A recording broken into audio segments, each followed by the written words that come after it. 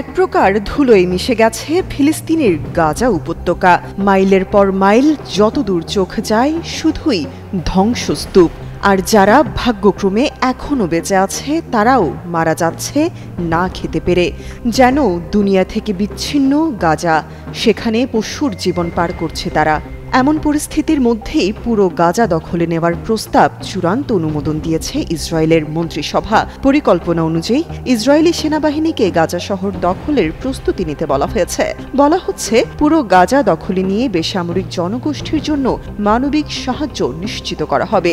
গাজা দখলের এই পদক্ষেপের ইঙ্গিত গত কয়েকদিন ধরেই শোনা যাচ্ছিল। মার্কিন প্রেসিডেন্ট ডোনাল্ড ট্রাম্পও নেতানিয়াহুর পরিকল্পনাকে কার্যত সবুজ সংকেত দিয়েছেন। এর আগের দিন ফক্স নিউজকে দেওয়া এক সাক্ষাৎকারে নেতানিয়াহু বলেছিলেন, ইসরায়েল পুরো গাজার নিয়ন্ত্রণ চায়, তবে তারা সেখানে সরকার গঠন করতে চায় না, বরং নিরাপত্তা বেষ্টনী গড়ে তুলে তা তৃতীয় পক্ষের হাতে তুলে দিতে চায়।